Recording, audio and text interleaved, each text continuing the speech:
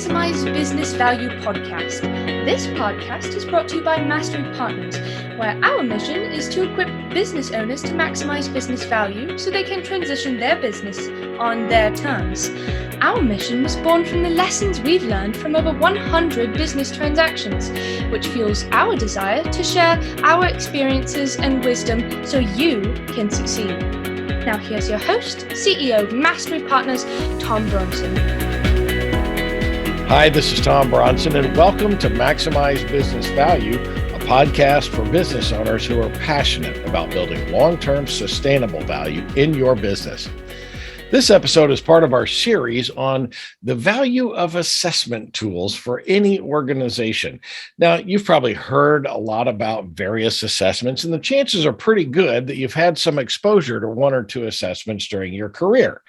This series explores the best ways to use these assessments to improve your business. Today, we're going to explore Predictive Index. And I'd like to welcome our guest, Melanie Shaffer, who is the president and founder of Talent Suite, a business consulting firm that helps companies achieve measurable results through applying behavioral analytics, talent benchmarking, and leadership development. She's an expert in diagnosing talent-related pain points that keep organizations from achieving their highest potential and designing solutions to impact results. Melanie's desire to learn and serve as a trusted advisor to her clients has led Melanie down a diverse career path, including accounting, talent management, executive recruiting, and management consulting. She's worked with companies in varied leadership structures and ownership structures and sizes ranging from Fortune 500 to emerging businesses that allows her to translate best practices from large companies into viable options for the middle market. Prior to Talent Suite, she was a partner and owner in a recruiting and consulting firm that placed twice on the Dallas 100 fastest growing companies list. I'm envious. My company only placed there once, maybe in the future again. Throughout her career, Melanie has won numerous awards based on results delivered and client satisfaction. She's an engaging speaker known for high impact presentations that deliver immediately actionable takeaways. Melanie is a talent optimization certified consultant, Predictive Index certified partner, thank goodness, because that's what we're talking about today, and a Gallup certified strengths coach. You heard a little bit about strengths when we had our talk with Brandy Shade. So welcome to Maximize Business Value, Melanie. Oh, thank you, Tom. I need you to introduce me anytime I walk in a room. Well, you're really good at that. Yeah, your mom wrote a really nice introduction. That's what I always say when I get introduced onto a stage. I'm like, wow, thanks, Mom, for writing that nice introduction for me. That's awesome. So what is your story and what makes you so passionate about Predictive Index? So my passion has always been around helping people maximize what they naturally can do well and minimize blind spots that keep them from reaching where they want to go.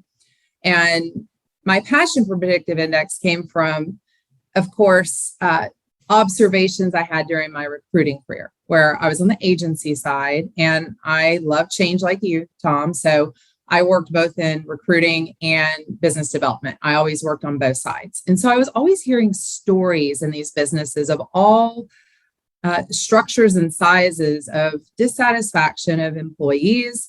And also on the other side, what the employer thought was the reason that this wasn't working or issues and structures. And so I did that for 12 years. And when I left the kind of bigger recruiting world and went into that boutique recruiting firm where I ended up buying in, I've been kind of judgmental when I was the recruiter on the outside, not dealing with the issues. And what I realized when I was running my own company was that we had our own issues with keeping people. And we really couldn't figure out, is it us or is it them? Right? Like which it's one or the other, or it's a bit of both. And how do you bifurcate that? So I had been certified in StrengthsFinder And I was using it in that boutique recruiting firm's practice to integrate executive placements. Okay, so two things kind of converged at the same time for me, where my passion for Predictive Index comes from. I'm working with these executive teams, integrating their teams with the newly placed C-level person that we put there with StrengthsFinder. Over and over, I got the question from the CEO. This was wonderful. I understand more about these people, but I think I might have a few in the wrong seats. What do you think based on what you did here? And I was like, this is the science of excellence. It's not about fit to work. It's not about selection. So that converged in my business practice the same time in that firm that we were driving towards hypergrowth. And I started having their pain of, gosh, like we are either training people up that are not staying long, or we're hiring people that just flame out quickly. And so I went to look for an instrument I could use that would pair with the StrengthsFinder. And that's how I came into Predictive Index. There's over 800 psychometrics out there, Tom. And I looked at many, many, many, many of them for selection. And the reason that we partnered with Predictive Index is the last company I was in, like you said, where we placed 2 years in a row in the fastest growing companies. I went and learned Predictive Index and implemented it in our business, not only for selection, but I created my own work that we now use at Talent Suite and how to leverage it for development and continued expansion of the business. So I really hands-on used it to drive the business as a strategic data point. Wow. That's impressive. You know, a couple of things that you mentioned here. By the way, 800 psychoanalytical, is that what it's? Psychometrics. Psychometrics. Yeah. Mm-hmm.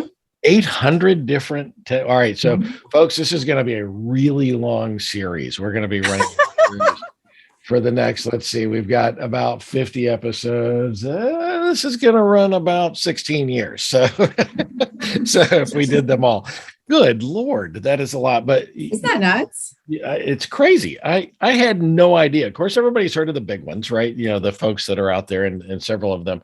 And of course, Predictive Index is one of those more popular assessment tools that folks use. So, which is why I asked you to come on. You mentioned something early though, in kind of your description, and that is helping business owners identify those blind spots. Mm-hmm. Every business owner has blind spots, and it's not, you know, we don't want them. We don't like them, right? We don't think we have them, but it's kind of like driving down the road, right? And it's why before we change lanes, we actually look over our shoulder, because there genuinely is a blind spot that you can't see anything, right? And I've even put those little bubble mirrors on the side of my car so that I can see a little bit wider angle. But every business owner has those blind spots, and trying to getting somebody else to come in and get a fresh pair of eyes on it is almost like, you know, it's like a V8 moment, right? Wow, I should have had a V8, right? And so you see those things that have been there the whole time, but you don't realize that they're. But as soon as they're identified, you realize it, and you go, "Oh God, of course, right?" Mm-hmm. So I love that about what you do. Now, when we talked to Jenny Gray a couple of weeks ago, we learned that there are different types of assessments. Now, I'm going to guess an assessment called Predictive Index. I'll bet I can guess where I'm going with this, but the different types of assessments, you know, their personality, work style, and cognitive assessments. Personality typically are those predictive assessments that are typically used for pre-employment. Work style or productivity assessments are the kinds that are used to improve team and individual performance. And since you brought up, of course, StrengthsFinder, we've already had Brandy Shade on. That we know is one of those kind of team improvement, as is DISC, which was on a couple of weeks ago. We talked about that. So what type of assessment is Predictive Index? I love it. I love how you put it into, or Jenny, and I know Jenny, she's fabulous, but PhD in the 3 categories. So Predictive Index, what a lot of people might not know about it is in 2014, the company was purchased by 2 Harvard MBAs investors in the organization that brought in private capital and invested millions in the platform. When I started Talent Suite, I was in conversations with them about what was coming. And so the reason that Talent Suite, Predictive Index is one part of what we do holistic talent strategy. But the reason we aligned with Predictive Index and evaluating many similar options is Predictive Index has all three because they've built that into the platform over the last 2 years. So there is a cognitive assessment along with the behavioral assessment. So the cognitive is built on the same constructs as the Wonderlic that a lot of people would be familiar with NPI, right. But the in-house science team shortened it. It's 12 minutes. So it's easy to get candidates to take it because it's quick and it's highly effective. I could talk for a long time about both cognitive and behavioral because actually cognitive is the highest predictor of performance in jobs over behavioral. Okay. But the behavioral is what PI is known for. And then when you asked about kind of work style, PI released something about, 14 months ago called Design. And once people have taken that 5-minute behavioral assessment, you can put them into the 4 cultures of work in a model that helps you understand where the team will work well together and where they have natural areas collectively DNA wise. The science team has come up with 9 team types of where those blind spots would be. And so we do a lot of work on the front end with executive teams on really getting clarity, not necessarily individually, because executives a lot of times know that, especially the sophistication level of companies that we choose to work with, but it's more kind of collectively, where is this getting in our way? And then with PI, they even have a model within that 4 cultures of work where we work with the executive team to overlay their strategic objectives in tandem with where that sits against the 4 cultures of work of their existing team. Because work changes, Tom. People fundamentally don't, right? Like we adapt, we choose to flex, but we don't change because behavioral science, I'm sure everyone on here has said, once you hit kind of your early 20s, what drives you is fixed. It's your heart and your briefcase that adapt. And a lot of the heart is choice, and the heart needs clarity along with the head of how do we as a group, sometimes like you and I are extreme patterns, where do we need to either rely on others based on where they close our gaps, because you and I have some big ones, right? Extreme patterns usually do, as well as Tom, might Melanie and Tom have to be a little less of Melanie and Tom to get through these strategic priorities. Right. Yeah. In fact, we'll talk about my predictive index the second half. Extreme. Yeah. We don't know enough yet, folks, to know whether or not I should be offended at having that extreme. But we'll learn that in the second. Right there with you, Tom. That's why right. I can see it. I know. So Predictive Index as a company has different tools that you use that can do cognitive work styles and kind of the pre-employment behavioral, the psychometric piece. Yes. Got it. Mm-hmm. Got it. Okay. Interesting. Now it is validated by the EEOC with over 350 validity studies. Wow. It's the cognitive one that scares me. I'm afraid when I take cognitive tests that people are going to realize that I'm a little bit like the scarecrow. I really don't have a brain. So I know. I was scared to death when I had to take it to become a PI partner. I was like, this is going to be what limits me from my dream. Exactly. Well, so let's press on. So what have you found are the biggest assumptions that business leaders make about their employees that data can dispel? That's such a good question. So oftentimes the leaders of organizations are risk-taking patterns. And part of being a risk-taking pattern is many of them draw their confidence from what they've experienced, what they fundamentally already know, and curiosity has to become a learned behavior. It's a lot of what we work on in our leadership development practice.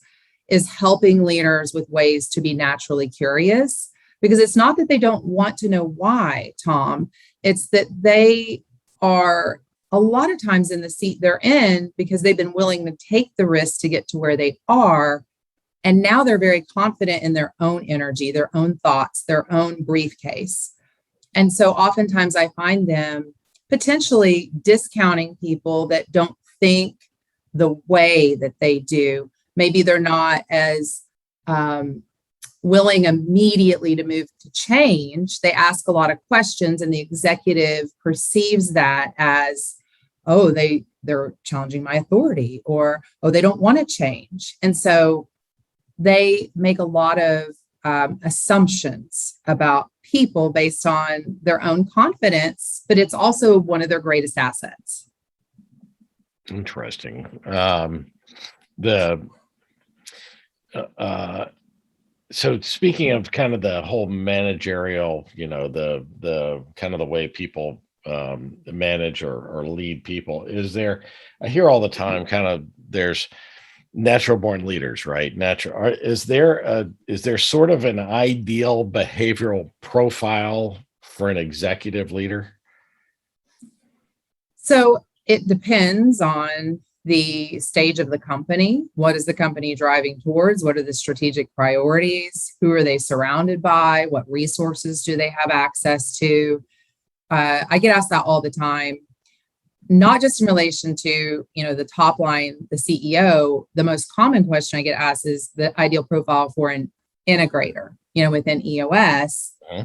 And it's really the same answer. It depends on what the company is trying to do and how open the CEO, male or female, is to adapting. Because typically when you need an integrator, it's because you've gotten to an inflection point that what got you there won't get you to the next phase. And that curiosity comes back in, and that humility, Tom, that are, I would say, oftentimes more important if the cognitive's there than maybe some of the behavioral. It's interesting that you mentioned that. I guess it really does depend on kind of what stage it is. I've seen so many businesses that an entrepreneurial business owner can take the business from startup to 50 million, and then it just stalls, right? Mm-hmm. Mm-hmm. But it keeps performing at 50 million, and it's doing its thing, but it just doesn't go to the next level. And many times I think that that's a result of the leader took it to where they could. And then that is the limit. The smart leaders step out of the way and bring in other leaders who can take it to the next level. And I've seen that happen over and over. I recently met the CEO of Mizzen & Main, the guys that make. Oh, that's my husband's favorite clothing company. Oh my gosh. I love it too, because, sometimes when I change sizes, like most people change, yes. My Mizzen & Main can grow with me. Right. And so, that's why my husband loves it. It's very forgiving, but stylish. Yes, it is. And I met the CEO, but he took that business to a certain level, but then he stepped out of the way and hired in the kind of talent that could take it to the next level. And a lot of times business owners are not willing to step out of the way. And by the same token, if you take that leader, that male or female that can take the business from 50 to 500 million, and you try to put them in a startup, they're going to be a fish out of water, right? And so interesting that you then answered that in the way that I didn't really see coming, but I love that, because it really depends on the stage of the business and the type of profile that you need. Now, I know that people are more than kind of a test result, right? Lord, yes. So how can companies use behavioral analytics and with their existing employees and candidates for hire in a way that sees more than kind of the gray, right? Mm-hmm, mm-hmm. More of the gray, not the black and white. I don't want to see the black. How do we see that gray, soft, squishy side? Right. I love that question, because when I look at psychometrics, I think there's an art and then there's the science, and you've got to separate the two in order for people to not feel intimidated. And you also have to acknowledge some people have had experiences of discrimination with assessments when they were unemployed or when they went through a search when they were still in another seat, or they had a boss wanting to get rid of them that used that data as a way to label them so they could move them out. So those are the things we're up against, as far as that goes. So the communication always has to come, and everything happens first at the top line level. Embracement there, sharing of their information there, and then messaging of collecting the data. We always like them to collect the data of their own workforce first. And so in sending that out, the communication is in an effort to continue learning how to work best together. We'd like to have you take this brief survey in human behavior.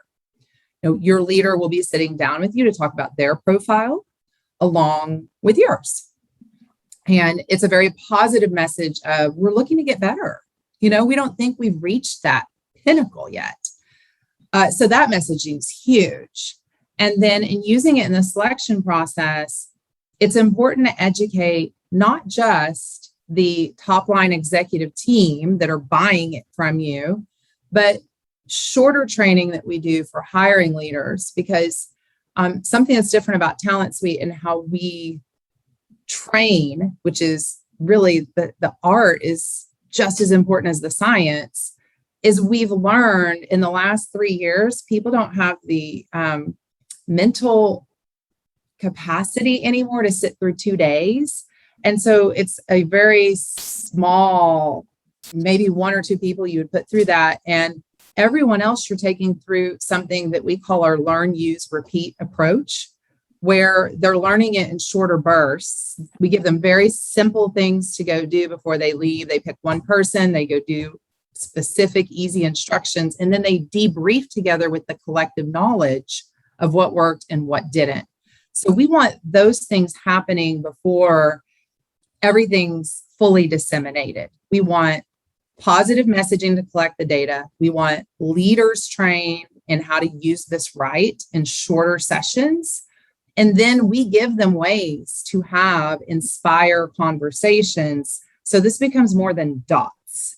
It really fundamentally is something driving productivity and giving choices to the employees in the business. So there are assessments that could genuinely take a couple of days, right, to do that. Gosh, yes. I have a hard time getting through this podcast, in 1 hour. I cannot possibly fathom doing, a 2-day type of an assessment. I probably wouldn't survive that, right? Absolutely. Yeah. So, how funny. Now, you mentioned, kind of testing the people and sharing it. I want to jump ahead to something that I was thinking about, and that is asking employees and candidates to take assessments when they have never had them before in the past kind of creates some anxiety. Now, I've asked this to our other folks as well, but I think that you have perfectly already kind of brought to my attention the way you would handle that. But how can a business owner kind of minimize that anxiety when introducing assessments into their company so that people don't think, oh God, they're going to be eliminating me, right? Yeah. Well, it's 2 things. One of them was the language that I utilized in how you message as to why you're doing it and that everyone's doing it. You don't handpick certain people. Okay. The second thing is those people that maybe are not performing and are not ones that need to be there anyway, might some of them leave? Well, maybe, but we can't manage to the few. We have to manage to the many in organizations. Right. So it's really kind of sort of explained that everybody's doing that. When I've used assessment tools and I, by the way, use the PI in my last company, Granbury. And so I insisted on taking the test first. And then because we were using PI really to hone in on what was the ideal type of sales rep that we were looking for. And I think we tested all of our very best salespeople. And so we were trying to look to be able to predict that behavior off into the future. But I insisted on taking it first so that people would not be, overwhelmed with it. Here's my results. Let me show you what happened to me, right? And so now, what kind of strategies do you see companies pursuing that can't find or hire the right people that they ideally want to hire? Yeah, so they've had to get really creative. So it's been fun. It's kind of like drawing on all my recruiting experience from the 20 years I was in that profession, getting to work with our clients to think differently, really kind of reimagining how they're putting people into roles. So like an example recently has been a company that needed to bring in a VP of technology to integrate. They have disparate systems. They grew through acquisition. They have people, locations that are not properly using the technology. And they, in their mind, wanted to go find someone that had done this exact same job somewhere else. Well, they couldn't afford them, right? Right. So we help them use the data to think about what are the non-negotiables that the right person that has the interest in this would have. And let's look for the wiring. We call the methodology head, heart, and briefcase. So let's look for the head. And the briefcase has to have certain things in there, but we're going to have to get outside of what you're used to doing and having all the boxes checked. By the way, when we set that, kind of job baseline of what that behavioral profile would look like, it turns out we knew right off the bat, they were going to have to bring in a resource to do some of the heavy lifting on the implementation. So they knew with confidence who they hired, which they had clarity of the baseline versus the role. He was not ideal, but they knew he could get through the most important parts of the role in the beginning. And then when he was educated on that and where his gaps were, and they knew where to bring in support for him. And they were able to use the PI data to look in the organization at who they had that would complement him. And they brought that person in on a stretch project. They still kept their other seat, but this was a younger person in the organization that wanted to do the project management piece of the implementation, which is where this VP was weak. So it just worked because there was clarity up front of where this person they hired did not exactly match to some of how they needed the role to operate and some of the experience. And then they were able to provide an opportunity to someone to come in and support him when he got to the phase where they all knew in advance where that was not going to be the best use of his talents.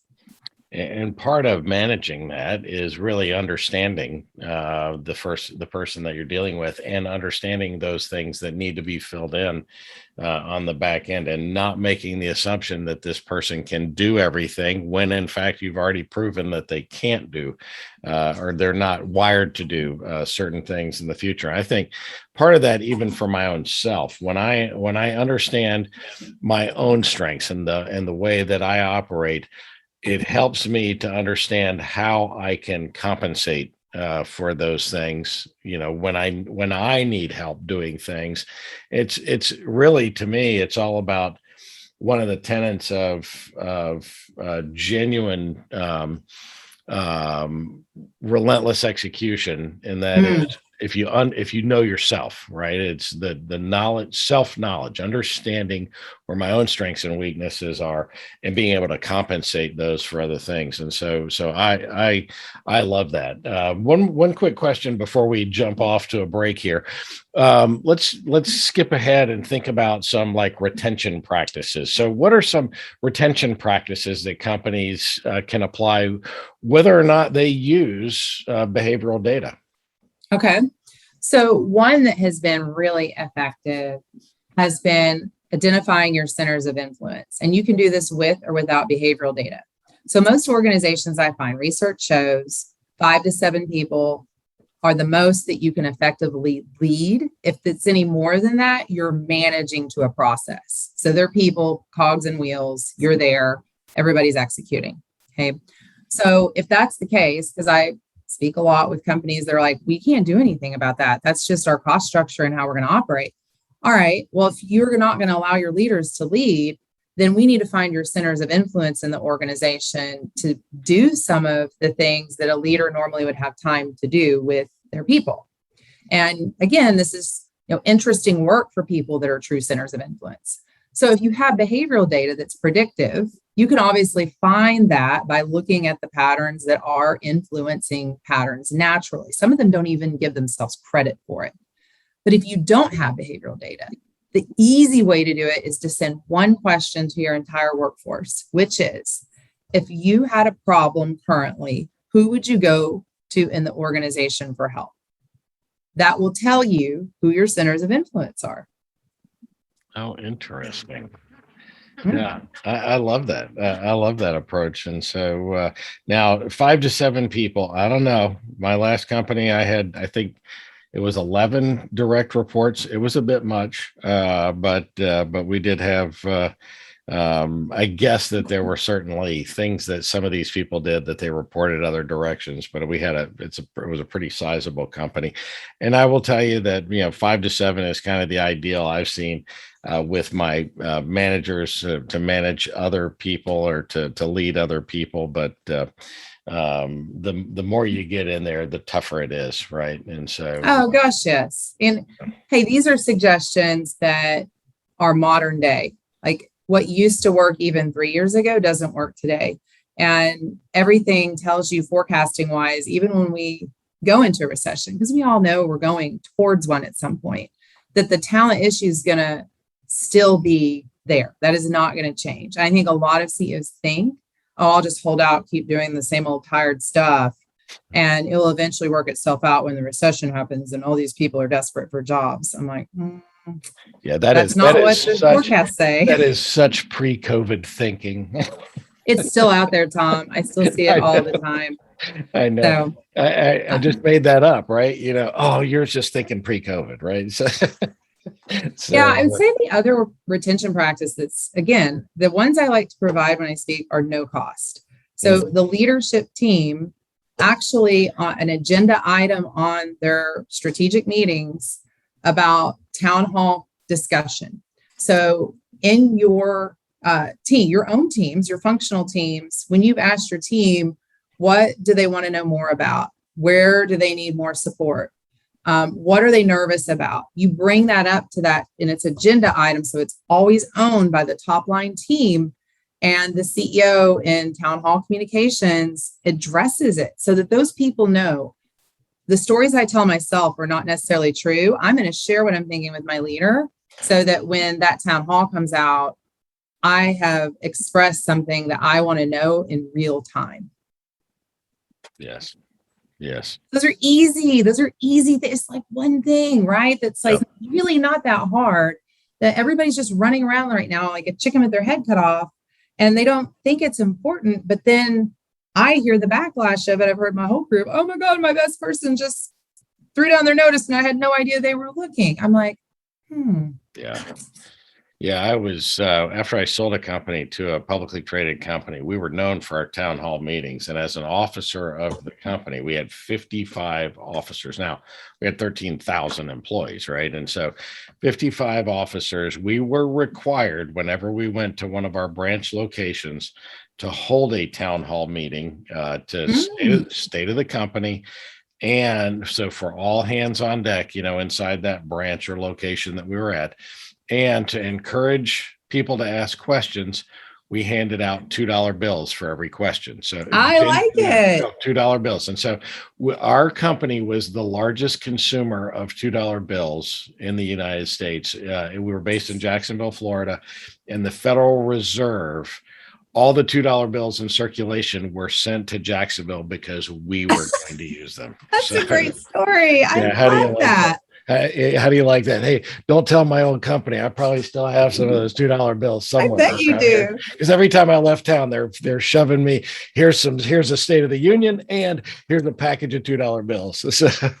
Hey, that's culture. You created a culture. People wanted those $2 bills. Absolutely. Yeah, so awesome. We're talking with Melanie Shaffer and having more fun than we deserve. Let's take a quick break. We'll be back in 30 seconds. Every business will eventually transition, some internally to employees and managers, and some externally to third-party buyers. Mastery Partners equips business owners to maximize business value so they can transition their businesses on their terms using our 4-step process. We start with a snapshot of where your business is today. Then we help you understand where you want to be and design a custom strategy to get you there. Next, we help you execute that strategy with the assistance of our amazing resource network. And ultimately, you'll be able to transition your business on your terms. What are you waiting for? More time? More revenue?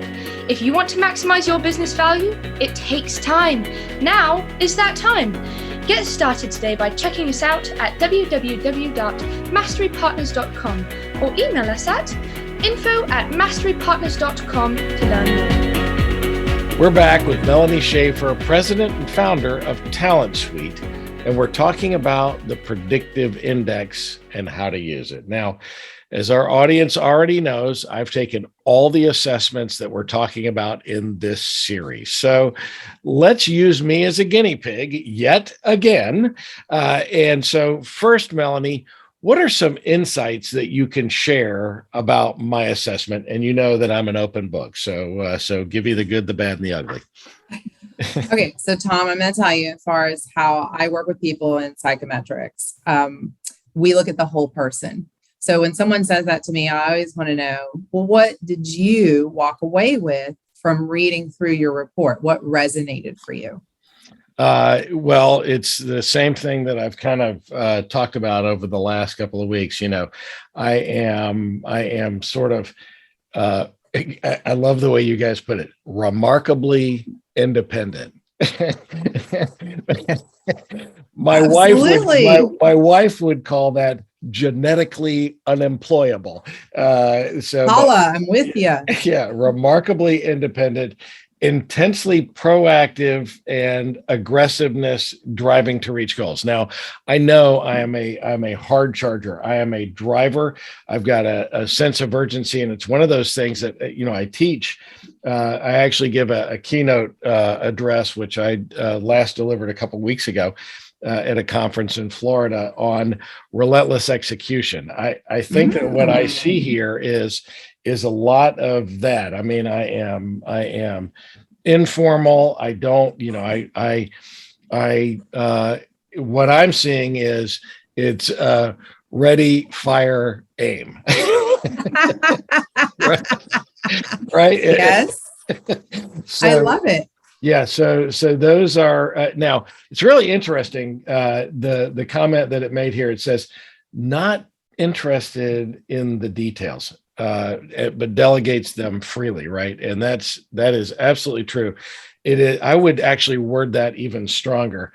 Not only am I not interested in the details, I hate the details. And now a lot of people who know me well say, "But oh my God, you really get into the details. I mean, you spend time and I've always suspected that that's because I hate the details so much. If I've got to get into the details, I want to be as accurate and as fast as I possibly can to get out of the details again so that I can get back up to kind of my 50,000 foot view. That's where I lead best. But it's really interesting to me that, I mean, this certainly captured the fact that I don't like the details or that I'd rather delegate the details, but so many people think that I'm really good at the details. I think that what I see here is that the test would agree with me that I'm not great at the details, but when I have to be, I can adjust to that because it's important to know the details sometimes. Well, I'm married to your profile, and he was a tax partner until he hit 40. And people thought he was detailed too. But let me back up for a minute, because if you kind of notice what happened there is I approached you from curiosity. So instead of me showing my psychometric prowess, I let you tell me what resonated for you, and look at what I learned in a huge insight about something about yourself. I'm now going to be able to share some why and some so what about is that the report says you're not detail oriented, but yet you are told you are detail oriented. So I love it. You've now given me something to work with that's a lot more interesting than what an intelligent person can read from how easy PI makes it to really understand that report and take something from it. So my job with curiosity is now to pull things out that are really challenging for you. You just shared with me that's probably challenging for you in working with people, that they perceive you and maybe lean into you when they shouldn't for details. When really, when we think about your profile, you nailed it. But that maverick profile, it's called a maverick because your widest need is risk orientation. It's results, it's gas pedal. So for you, the reason details matter, if I asked you, when do they matter, Tom? When do details matter to you? I know the answer, but I'm asking you. I think that, and I can't wait to hear your response on this, but I think it's when I don't trust whoever brought me the details or what I'm hearing, and I feel like I need to get into the details to understand.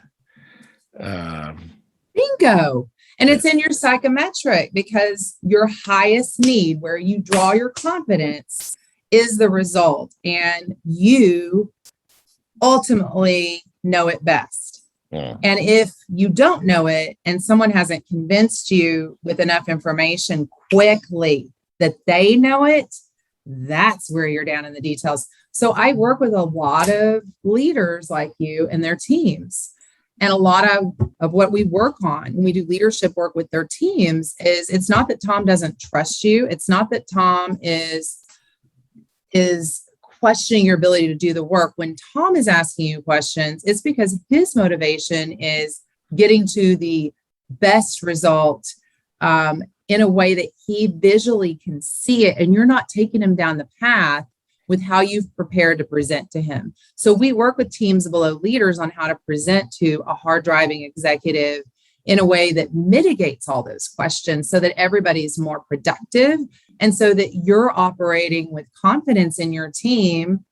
And they are people that, remember I said the assumers, your data would suggest you're highly assumptive. It's what's made you very successful.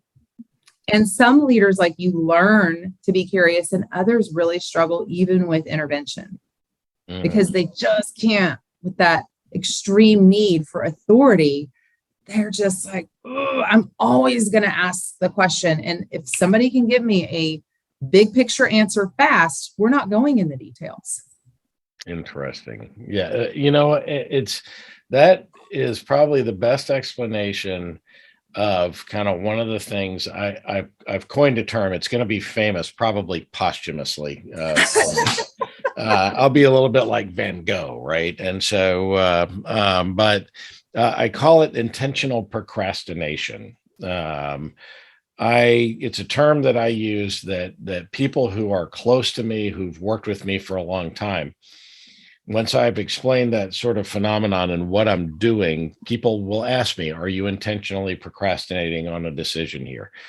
The reason I intentionally procrastinate, and I actually used this with a client the other day in an explanation to her on something that she's dragging her feet on. I intentionally procrastinate when the answer is not clear to me based on the data that I have been given. And because if I can't see that future of where I'm running with as much clarity as I can see my hand in front of my face, then I stop. All right, because the problem is we're rowing, but we don't know where we're rowing to. So I need more information in order to do that. And people will ask me, why haven't you made a decision on this? Because the answer is not clear to me yet. I still don't have the data to understand where we are going. So I can't give orders to go there, right? If it's to take the hill, well, which hill? We're surrounded by 8 hills. I need enough data to understand which hill is the most important hill to take, right? And so I think that the way you explain that kind of perfectly dovetails with that term that I've been using for years. I intentionally procrastinate if I don't have the details, and if I'm too lazy to go get into the details, I just wait until the details are presented to me in a way that I can understand. Does that make sense? It does. My wiring is very similar to yours. And I even equate it to right now, we're doing a remodel of our house, and the designer will send me things over, text and pictures. And I always push back with a question, Tom, because I'm like you, I want to challenge her. Yeah. Our patterns only in our natural state respect people that challenge us. So if you're not challenging me, then I'm going to ask you a lot of questions and now I'm going to make you uncomfortable, and you better have quick answers for me, because if you don't, we're going to go to a place that's probably not the best. Right. I've learned to stop those interactions and say, hey, I'm not seeing where we're trying to go together. I need more help from you. Could we take a break? Could we come back together? And when we come back together, here's what I really need to see, in a way that you're not pulling me down into massive spreadsheets. I just want to see how it all ties together. Do you have questions for me on how that would need to look? I want to help you as much as I can so that we can be productive together. I realize this is something I need right now that neither of us are prepared to make a decision upon. Right. And that helps a lot. I love that. And hearing about that you are, in fact, you were kind enough to send me your predictive index as well. And we are very similar in our profile. That's one of the things that has always been sort of a tenet of my leadership. I do not surround myself with yes people. In fact, I can't. There is nothing that is more annoying to me than people who just agree with every one of because then I just start spouting just babble, right? To see how far they'll continue to agree, right? Mom, it's like we're the same person. It just frustrates the ever living out of me. But so I'm constantly looking for. Now you say that you challenge people if that you don't trust people that don't challenge you. Even people who challenge me, one of the things about me is that I am naturally curious and inquisitive, because when people. But you're only curious when it's around a result. Oh, right. You're not curious around a lot of the things half the population is, right? That's it. It's funny that when we're first engaging with clients, I tell them right at the beginning, I just ask so many questions. You're going to get so tired of me asking questions, but it's because I'm trying to understand what the intended desired outcome is. And in order to get there, I also have to sort of understand kind of how we got to where we are, right? And so that I can make meaningful recommendations about where that client needs to go in their business. And so I just constantly am asking questions. And I love, television shows that reveal things to me that I have never seen or heard, before. But even the people who challenge me, I ask them lots of questions too, because I want. That's the way I challenge their challenge of me.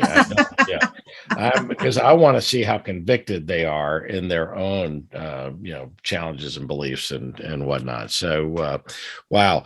Now, So I'm an employer, right? And I've got Tom Bronson on my staff, and so I'm one of the team. Now we all recognize that I am remarkably independent. Hey, we all say we're beautiful the way we are, but oftentimes we have to flex to work best with others. Yes. So what can an employer learn about me and how to work with me from really kind of understanding my PI? Yeah, I love that.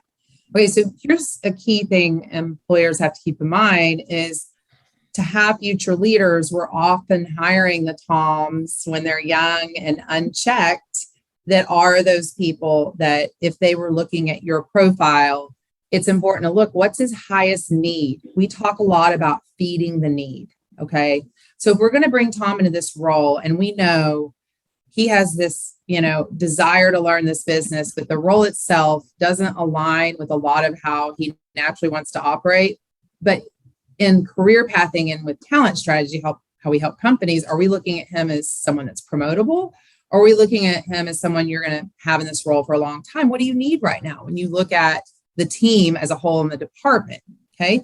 Well, if Tom is who we're bringing in, it better be the person that's promotable, because he won't stay very long if he doesn't see the path. Okay, that's number one.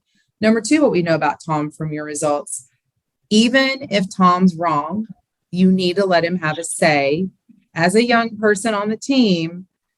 And as long as you show him where what he's suggesting is valid, but not the best way, he's good. But when he's young, he's going to be very independent and very comfortable inputting. Even when you as seasoned leader are rolling your eyes in the back of your head, you've got to give him a voice or don't hire him. Okay. Lastly, Tom is going to go chase what Tom sees getting him the furthest, fastest. When you onboard him, give him guardrails. Let him know what's really going to get him ahead with you, because he is going to figure it out on his own if you don't set that up on the front end with him. Interesting. I will tell you that one of the greatest mentors I ever had was one of my first bosses who once I kind of rose into a leadership role, and I'm bringing all these, what I now in retrospect would call harebrained ideas, right? We would bring these, things to the boss. His constant response to us was, that's interesting. Why don't you guys give that a try? Now, it wasn't until many years later that I really understood what kind of constraint or what restraint that boss had, because he in a very casual setting one day, he said, "You know what really pisses me off about you?" And I said, "What's that?" He said, "All these ideas that you bring, I've tried all this stuff before and it didn't work. And I knew it wasn't going to work. And yet you went out there and for whatever reason, you were able to make these things work that I never could." And wow, what a humble leader. Yeah, I mean, I get choked up even thinking about him now. And I thought, wow, that is the example of the kind of leader that I really want to be. I'm not wired like that. No. Unfortunately, he's passed on. I would love to have known what his PI would have been. But I mean, you want to talk about emotionally intelligent, right? Somebody who really, understood how to keep that stuff in check. And he said, not everything worked, but you were able to do so much more than I could have. And the fact that I kept giving you rope and you kept doing it, it's just, he said, it's just a beautiful thing. And of course, I helped him sell his business and he, became a multi-millionaire as a result, which was, a kind of a cool outcome. And that's where I sort of got the bug for what I've been doing ever since. But he gave you what I like to call dabble time. So if you hire a risk pattern, they need to have some dabble time, because if you give it to them, they'll improve something in the department. They'll come up with something you haven't thought of. And it's going to retain them longer because they're fulfilled. The job they're doing may not perfectly align to their wiring, because you can't hire 100% of your workforce perfectly aligned to dots.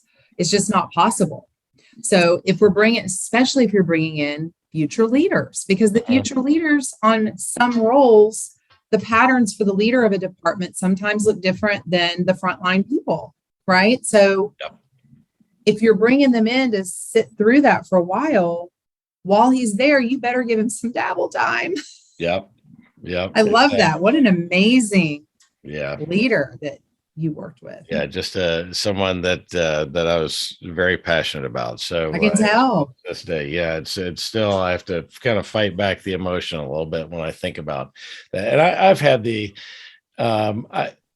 I guess I'm starting to realize that it's not just them. I've always sought out great mentors, right? That was the first of a long line of amazing mentors during my career that kind of have led me to where I am today. And so I could talk about all of them that way. You know, as I think about the predictive index, are there specific types of businesses that this works better for, or is this kind of agnostic to industry and business types? Yeah, so I would put companies in maybe two buckets that would be the right fit for utilizing predictive index. The first would be, a company going through a significant disruption or change, even if it's not growth, that really wants clarity around people decisions.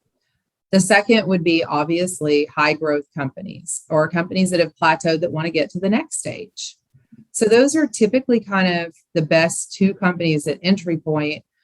If you have a smaller company, under, I'm going to say maybe 30 employees and the company's pretty flat, then it may not be the best fit for what you're trying to do. There are things other than culture index and predictive index that are kind of by the drink, I like to call them, out there. And those are probably better suited to smaller kind of plateaued companies because, if they get on a subscription like a PI or culture index, they're going to be on it for a year and then they're kind of done, and it's a journey.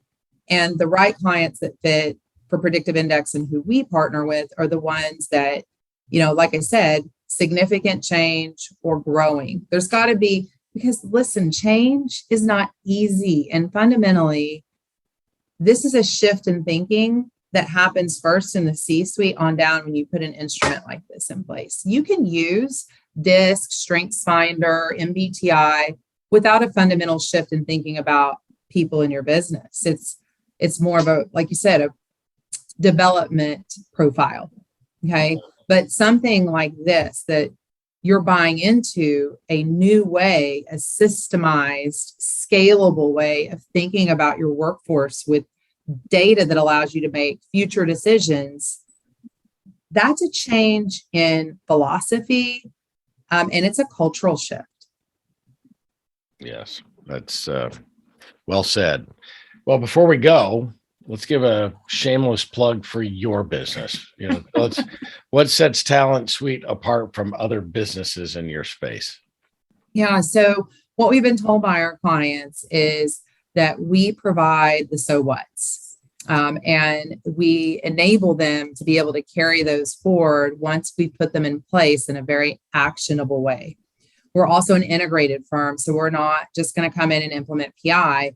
We're going to help with other issues in their business as they're growing it or as it's changing. And so we come in and do leadership development, and we have our own leadership development offering that we pair with something they've already invested in, which is the PI.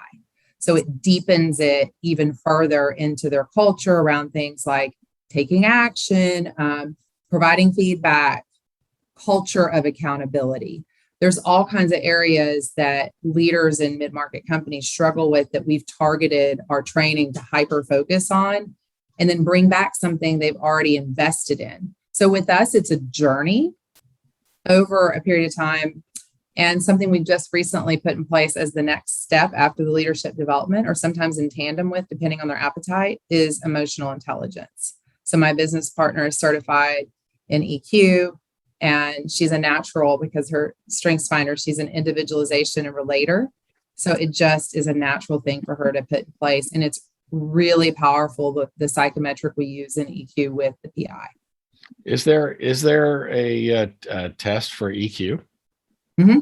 Oh, I did not. Yeah, but EQ is fluid. Right. Okay? It's not static. However, at the time that you assess it, that is current state. How that person is operating doesn't mean they can't change that and adapt it, but it's all about awareness. And so oftentimes what we find as leaders, it's not the behavioral that's causing maybe some issues in the organization. It's the EQ that's triggered by some of their behavioral needs.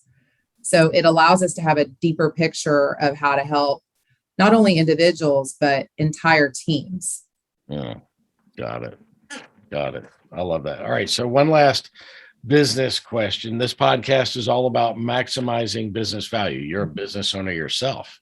What is the one most important thing you recommend business owners do to build long-term value in their business? I think it's understanding more about the people you have, and where we're spending our time is maximizing your current workforce instead of always looking to the outside, hiring someone to solve your issues. So I think if you were asking me, Tom, I'm making it relevant to today. It's about maximizing what you have, because it's really hard to go hire what you need right now. It is very difficult to do that right now. It's always difficult to hire what you need, but it's even more difficult in these days. Well, we've kind of made it all the way to the end, but I'm not letting you off the hook, even though you've given me some great insights about myself. Our listeners listen to get all the way to this question. So, what personality trait has gotten you into the most trouble through the years? And since our PI is so close, I'll be interested to find out what yours is. I think the one that's gotten me in the most trouble is the action orientation, because I have a hard time focusing on anything for very long. And I know that. I don't let things work as long as I should. So I surround myself with people that push back on me when I say, I want to change course. I want to do this now. And they're like, hey, remember when we committed like 3 months ago? Let's look at our rocks. Let's look at our priorities. So I know that it's my constant desire for shiny objects. Wow. See, that's in my case, a lot like you, attention span. My team says that I have the attention span of a gnat on Red Bull. Oh, I love that. I've never heard about it on a bull. Yeah. So on a Red Bull. A Red Bull, right? So Red Bull drink. Oh, yeah, I'm going to use that. Yeah, well, that's it. Yeah. You have to give my team credit for it. My rule is when I use something that somebody else says, I give them credit for it once, and then I own it, right? So, the person that master trained me in PI used for your profile and mine, attention span of a gnat, but you've just added the Red Bull to it. So I already was using that. Yeah, gnat on Red Bull. Well, how can our viewers? That's right. How can our viewers and listeners get in touch with you? So I'm on LinkedIn. Our website is Talent Suite LLC. Go to the LLC.com. And my contact information is out there in both places. Awesome. Melanie, thank you for being our guest today and sharing with us these insights about PI and about Talent Suite. Thank you for having me, Tom. It was fun. You can find Melanie Shaffer on talentsuitellc.com or on LinkedIn. And of course, you can always reach out to me and I will be happy to make a warm introduction to my friend, Melanie Shaffer. This is the Maximize Business Value podcast, where we give practical advice to business owners on how to build long-term sustainable value in your business. Be sure to tune in each week and follow us wherever you found this podcast, and give us a comment or a suggestion for a future podcast. If there's something you want to learn about to maximize the value of your business, don't be quiet about that. Go out and share that in a comment, because I promise you there are other people who want to have the same answers, and we'd be happy to talk about it right here where you find great information. So until next time, I'm Tom Bronson, reminding you to use assessments wisely while you maximize business value. Thank you for tuning into the Maximize Business Value podcast with Tom Bronson. This podcast is brought to you by Mastery Partners, where our mission is to equip business owners to maximize business value so they can transition on their terms. Learn more on how to build long-term sustainable business value and get free value-building tools by visiting our website, www.masterypartners.com. That's master with a Y, masterypartners.com. Check it out.